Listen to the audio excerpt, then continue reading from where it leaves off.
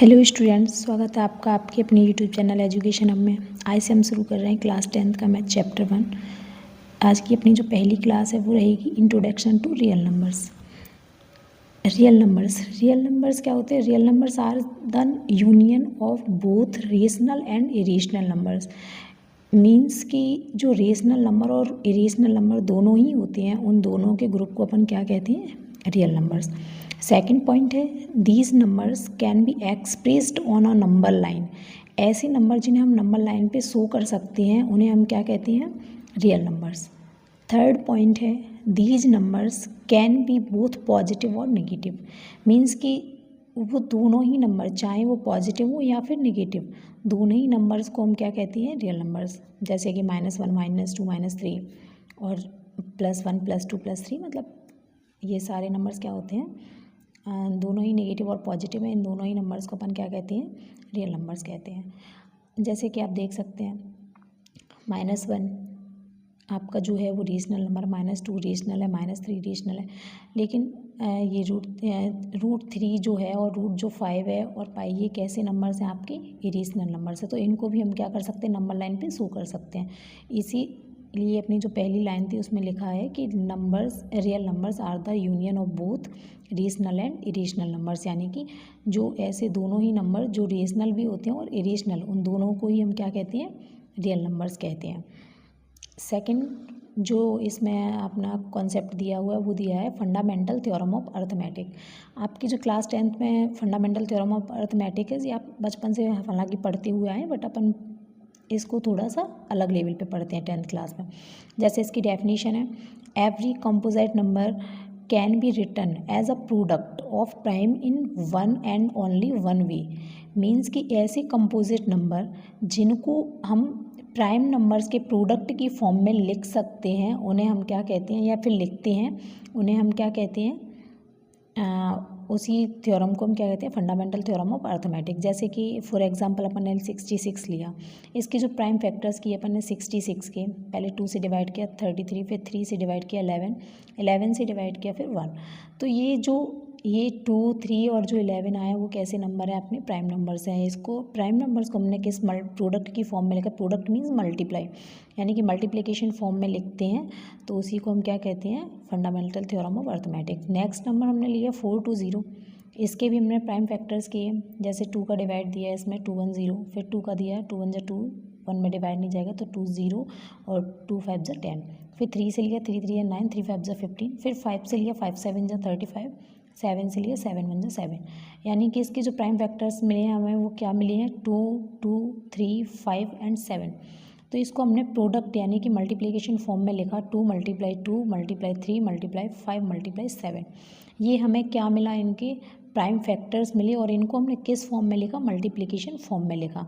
इसी को हम कहते हैं fundamental theorem of arithmetic. Second concept है, जो प्राइम फैक्टर जैसे किसी को भी अगर प्राइम फैक्टर्स नहीं आते हैं तो वो अपन HCF और LCM अपन नहीं कर सकते, क्योंकि इसका जो थर्ड कॉन्सेप्ट आता है वो है HCF LCM using prime factorisation method. Means कि HCF और LCM हमें करनी है किस मेथड से? प्राइम फैक्टराइजेशन मेथड से। जैसे हमने LCM इन्हीं दोनों डिजिट का लिया 66 एंड 4 to 0 का, तो LCM लेंगे। LCM में हम क्या करते हैं? जो भी नंबर जितना हाईएस्ट आता है उसी को हम उतनी बार लिखते हैं। जैसे कि यहाँ पे 2 है, 2 एक बार आया है, इसमें 2 2 बार आया है, तो जिसमें ज़्यादा बार होता है उसी को अपन लिखते हैं। जैसे इसमें 1 बार है, इसमें 2 बार है, तो अपन ने यहाँ पे क्या लिखा? 2 बार वाला लिखा। यहाँ पे 3 1 बार है, यहाँ पे भी 1 है, तो यहाँ पे अपन ने एक ही बार लिखा। नेक्स्ट यहाँ पे 5 दिया है, यहाँ पे 5 नहीं है, तो अपन ने 5 को भी एक ही बार लिखा। 7 इसमें है, इसमें नहीं है, लेकिन फिर भी अपन ने एक ही बार लिखा। 11 इसमें है, इसमें नहीं है, तो इसमें भी 11 को अपन ने लिखा। तीनों का जब सभी का अपने प्रोडक्ट यानी कि मल्टीप्लाई किया तो अपन को आंसर क्या मिला? 4620। ये होता है LCM। सेम अब HCF देखते हैं, तो इसी दोनों डिजिट का अपन ने HCF लेते हैं 66 4 to 0।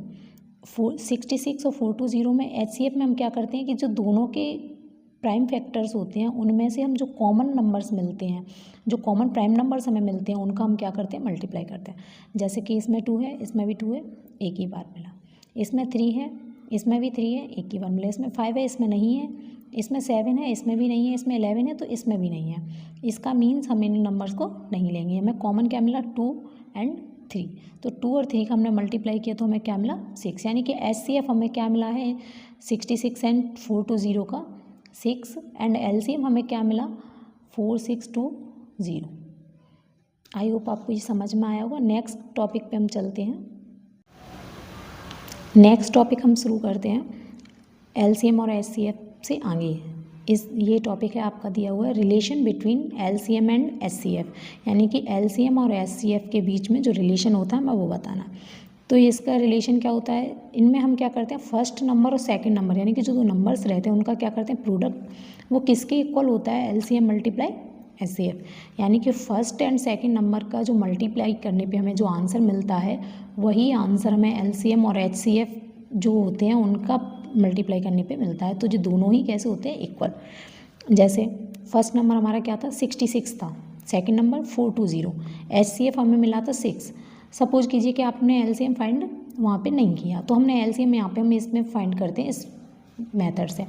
तो यहाँ पे हमने क्या लिखा first number multiply second number means first number क्या था 66, सेकंड नंबर क्या था 420 इक्वल LCM हमारे पास नहीं था, हमें फाइंड करना है। HCF कितना दिया था 6। तो जो मल्टीप्लाई में होता है वो इक्वल के नेक्स्ट साइड में जाता है तो वो कहाँ जाता है डिवीज़न यानी कि डिवाइड देते हैं। तो यहाँ पे 6 कहाँ जाएगा इसके अपोजिट यानी कि अपॉन में आ गया। यहाँ पे LCM का LCM 6 का डिवाइड जब 66 में देंगे तो कितनी बार जाएगा 11 बार। 11 का 420 से मल्टीप्लाई करते हैं तो हमें क्या मिलता है 4620। आपने पीछे देखा था जो अपने अभी अपन ने LCM निकाला था उसमें भी हमें LCM क्या मिला था 4620। अगर आपके पास LCM नहीं भी है तो आप इस मेथड से भी LCM फाइंड कर सकते हैं। नेक्स्ट है इसका जो नेक्स्ट टॉपिक आता है वो है कि प्रूव कीजिए कि √2 इज़ इरेशनल। जैसा कि आप लोग जानते होंगे कि √2 इरेशनल नंबर है लेकिन हम वो कह रहा है कि इसको इरेशनल प्रूफ कीजिए तो हम एक मेथड यूज करते हैं जिसको बोलते हैं कॉन्ट्राडिक्शन मेथड। कॉन्ट्राडिक्शन मेथड मतलब विरोधाभास। जैसे कोई चीज़ है और कोई चीज़ अपन को वही प्रूफ करनी है तो हम उसका क्या मान के चलते हैं अपोजिट।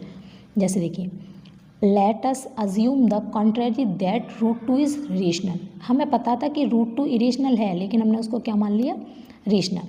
अब हमने रेशनल माना है तो √2 किसके इक्वल में होगा A/B के, क्योंकि रेशनल नंबर जो होते हैं वो P/Q की फॉर्म में होते हैं या फिर A/B की फॉर्म में होता है। और A और B जो नंबर होते हैं वो कैसे होते हैं कोप्राइम। अब कोप्राइम नंबर आप नहीं जानते होंगे तो आपको पता होना चाहिए। कोप्राइम नंबर होते हैं ऐसे दो नंबर जिनका HCF कितना होना चाहिए 1 मीन्स कॉमन फैक्टर उनका 1 होना चाहिए, उसके अलावा कुछ नहीं। तो यहाँ पे √2 इक्वल हमने क्या माना A/B। यहाँ इसके नीचे 1 लेंगे और इनका क्या करेंगे क्रॉस मल्टीप्लाई। A का 1 से किया A, B का √2 से किया तो √2 भी। हमें इन दोनों का क्या कर दिया square, squaring both side. Squaring both side एक का स्क्वायर किया तो A² मिला, √2 का स्क्वायर करेंगे तो हमें क्या मिलेगा 2, B का स्क्वायर करेंगे तो B²।